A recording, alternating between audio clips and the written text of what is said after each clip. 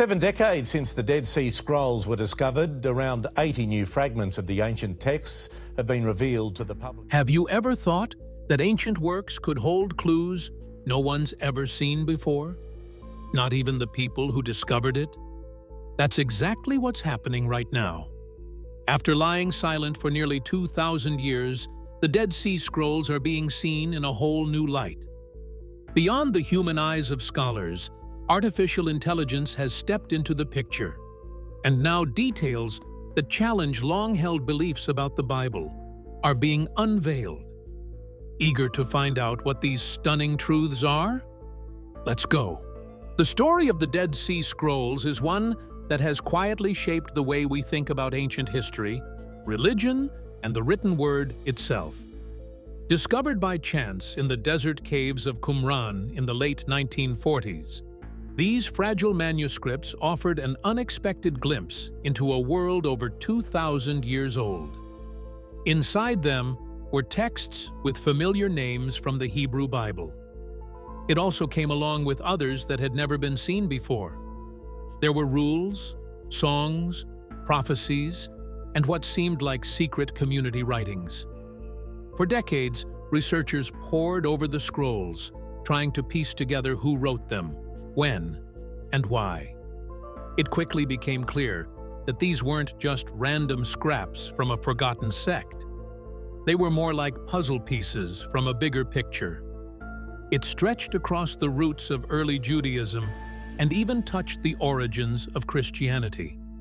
The scrolls raised questions about how sacred texts evolved, how communities interpreted them, and what beliefs were quietly circulating before being recorded in the versions we know today. But there was a problem. Despite all the effort, experts could only go so far. Traditional dating techniques like radiocarbon testing, handwriting comparisons, material analysis offered estimates, not certainty. The scrolls were old, yes, but exactly how old?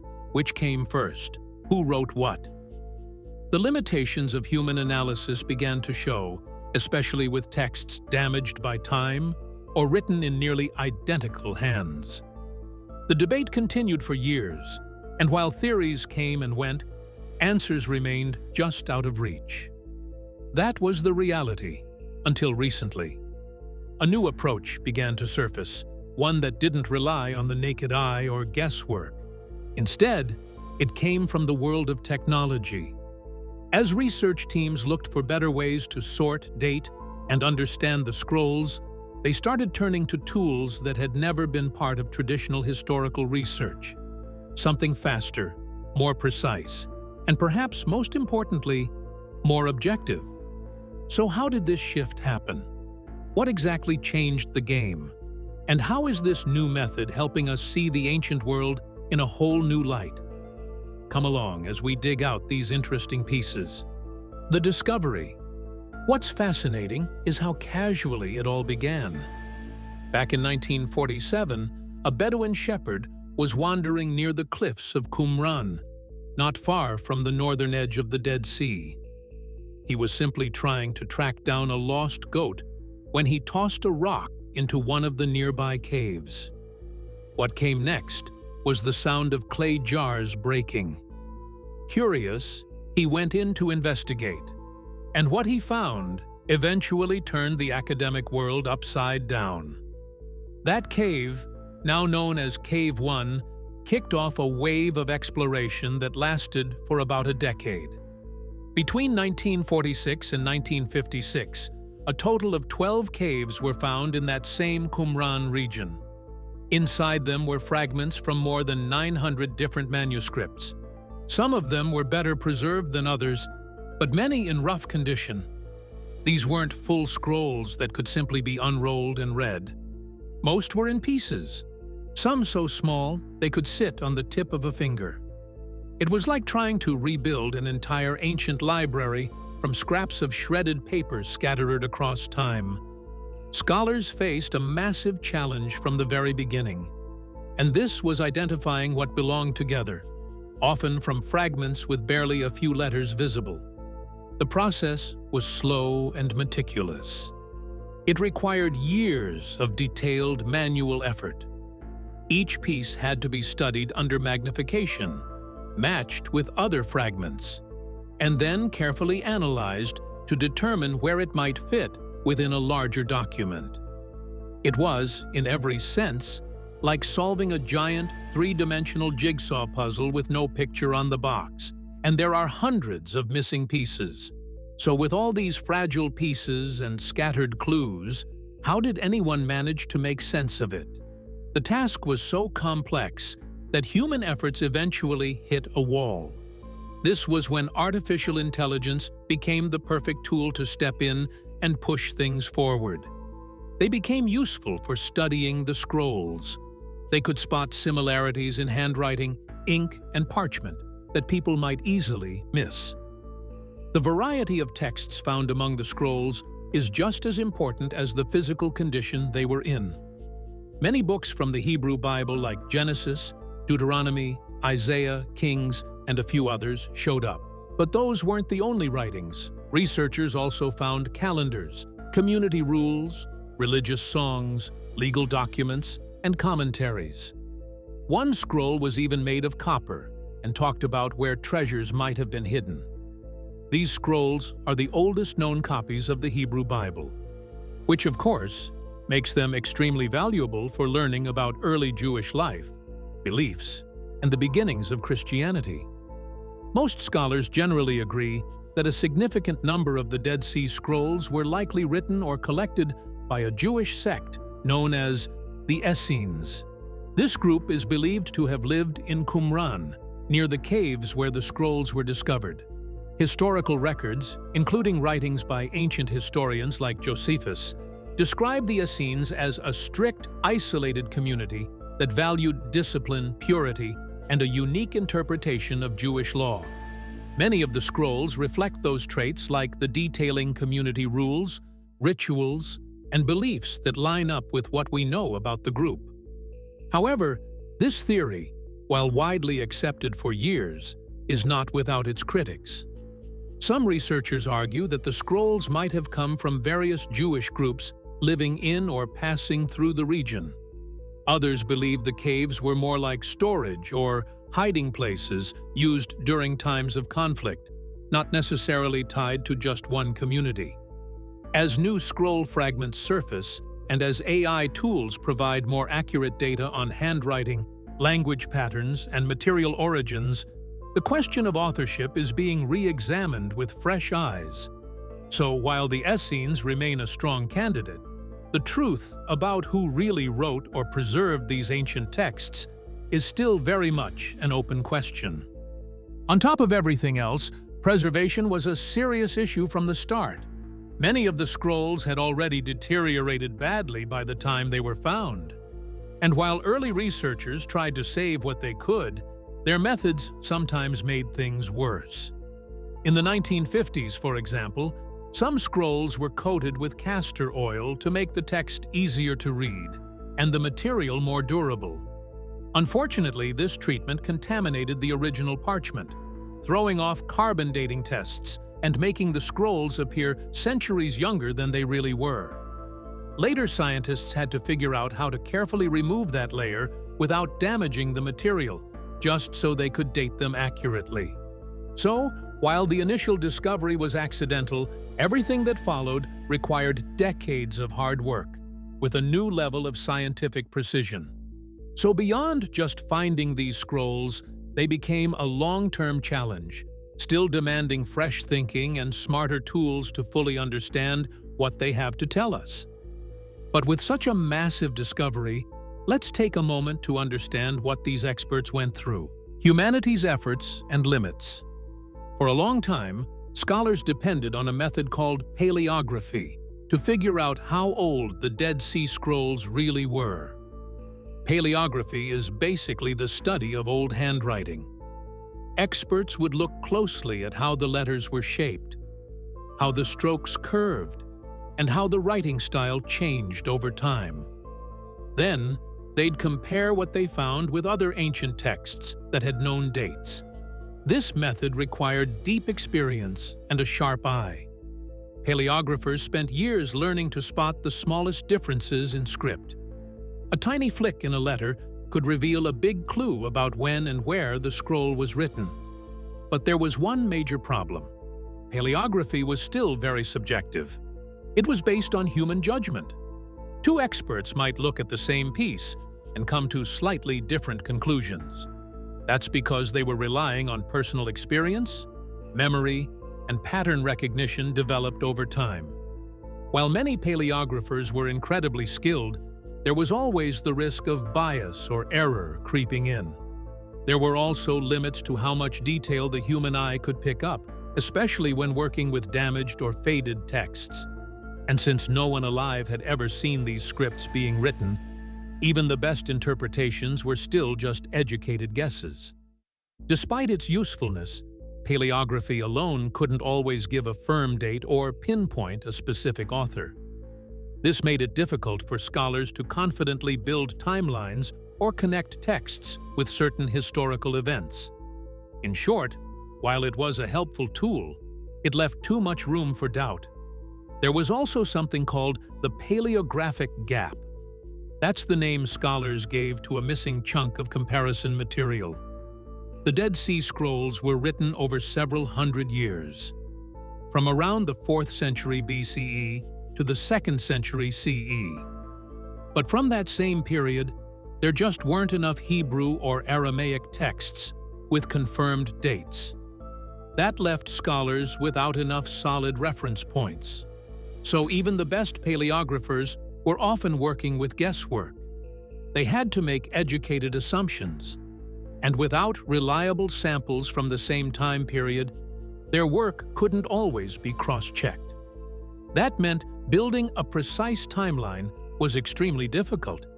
It made it nearly impossible to be sure about many of the scrolls' actual dates. This created a serious challenge. It became clear that new methods were necessary. That's when carbon-14 dating was introduced.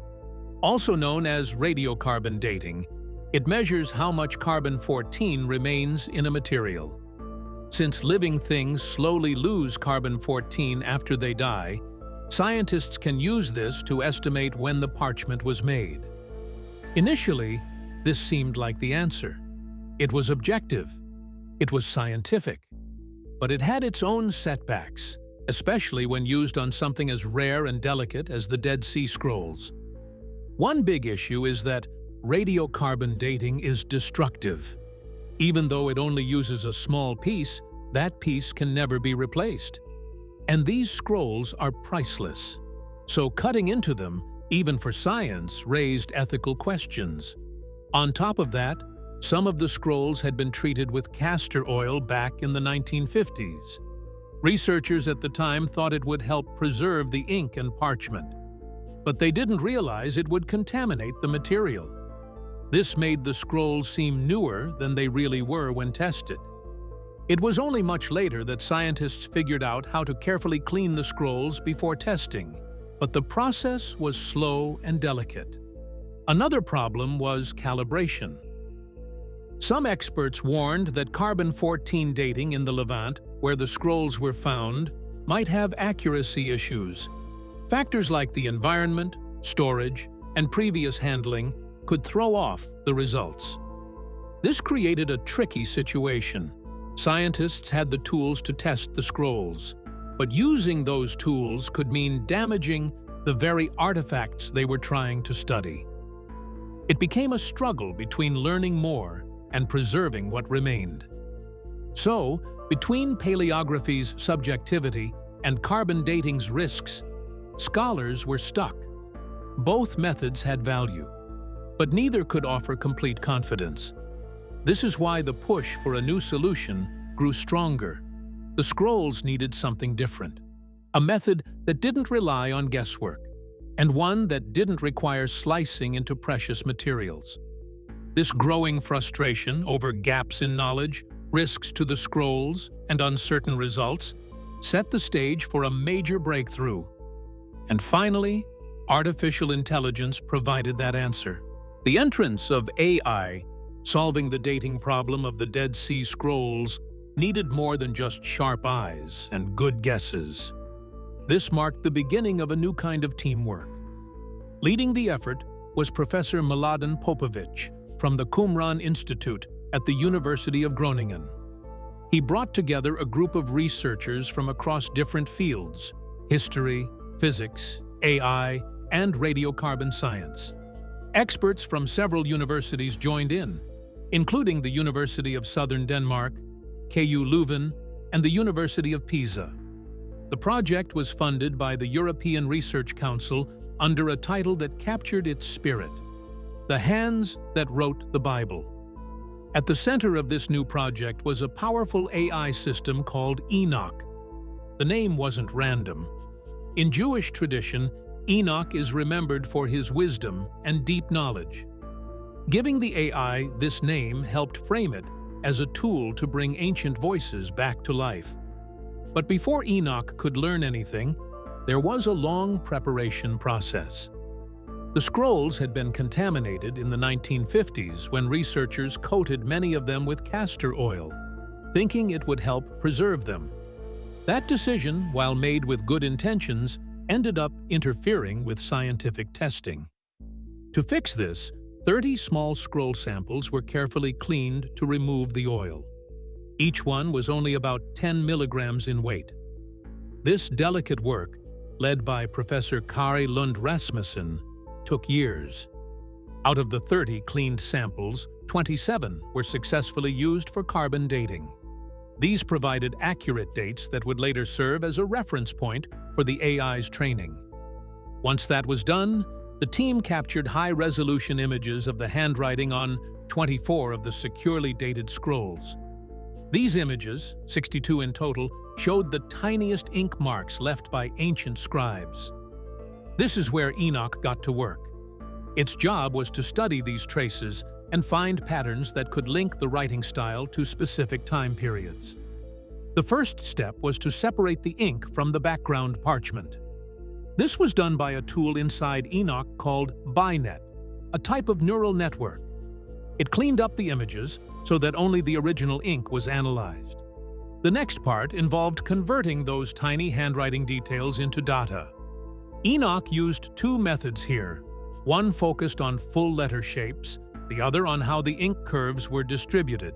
Together, they helped capture the unique style of the person who wrote the text, almost like a fingerprint. After extracting these features, the AI used a method called Bayesian ridge regression. This allowed it to make well-informed guesses about the scroll's age, even with a limited amount of data. What made this model so useful was that it showed how certain or uncertain it was, with a margin of error around 30 years. To test if Enoch's predictions were reliable, the team gave it 13 new samples it hadn't seen before. Then, they used the model to analyze 135 scrolls that didn't have any confirmed dates. Human paleographers reviewed the results and agreed with the AI's estimates 79% of the time. That kind of success was a big deal. It showed that Enoch was offering realistic dates that experts found trustworthy. And just like that, a tool once used only by human experts has been given a powerful upgrade, which could speed up research and reduce debate in one of history's most complex puzzles. And you have no idea what mark this left on history. Rewriting history. How much of history do we really know? This question took on a whole new meaning when Enoch's AI-driven analysis threw a major curveball into what we thought we knew about the Dead Sea Scrolls. For decades, scholars had placed these ancient texts in specific time periods based on the way the letters looked, the materials used, and historical context. But Enoch's findings blew the entire timeline wide open. It turns out that many of these scrolls are far older than anyone imagined. Some weren't just 20 or 30 years off. They were 50, even 150 years older. One by one, fragments began to point back in time, some stretching all the way into the late 4th century BCE.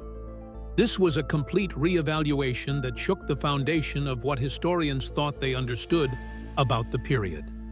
Why does that matter? Because it means the Jewish scribal world, with their thinkers, writers, and theologians, was already thriving. And this was long before the political rise of the Hasmonean kingdom. It was a time traditionally seen as the birthplace of Jewish intellectual growth. Among the scrolls, two particular fragments stood out. One was from the Book of Daniel, known as 4Q114, and the other from Ecclesiastes, called 4Q109. According to previous estimates, these manuscripts were thought to come from the late 2nd century BCE. But Enoch's AI tool pushed their dates further back, far back that they now align with the actual lifetimes of the authors themselves. What we may be looking at are copies of these sacred texts written not long after, or possibly even during, their composition. It's like holding an original print of a Shakespeare play, scribbled down while he was still alive. For Daniel, that new date falls between 230 and 160 BCE. And Ecclesiastes? That could go as far back as the 4th century BCE.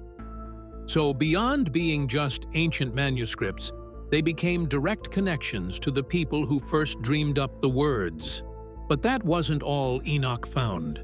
The AI also challenged how we understand ancient Hebrew script styles. Traditionally, Hasmonean and Herodian scripts were thought to come from separate eras. Hasmonean from 150 to 50 BCE, and Herodian showing up a few decades later. But the data suggested something else entirely. It pointed to a more vibrant and flexible scribal culture than anyone expected. It hinted that scribes might have chosen different scripts based on region, training, or even personal style. The world of ancient writing, maybe, wasn't so rigid after all. And then came the final twist.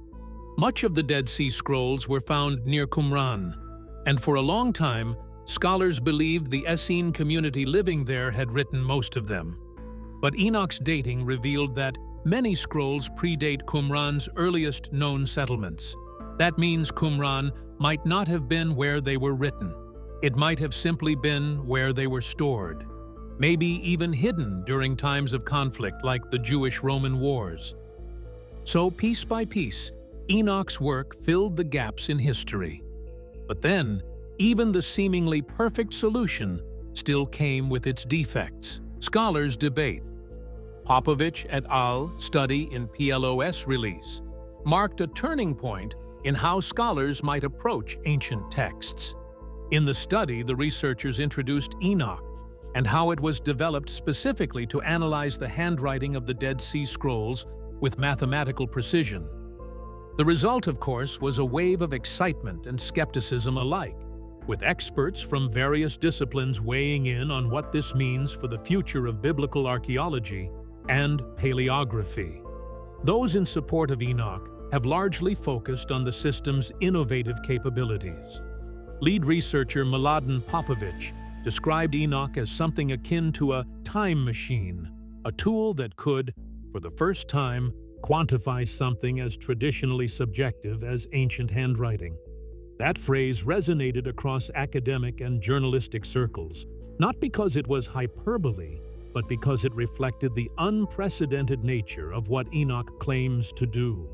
Use AI to assess letter forms, compare them across different scrolls, and then statistically estimate their relative dating. Perhaps most importantly, Enoch does this non-destructively. In the past, the go-to method for dating ancient scrolls has been carbon-14 dating, which requires a sample of the material to be destroyed in the process. Enoch, on the other hand, uses high-resolution images to extract information about the scribal features of the text. This means scholars can potentially date many more scrolls than ever before without sacrificing even the tiniest piece of these invaluable artifacts. Human paleographers have validated much of what Enoch has proposed. In the study, they deemed 79% of the system's estimates to be realistic, a remarkable alignment, given how deeply specialized and interpretive their work usually is.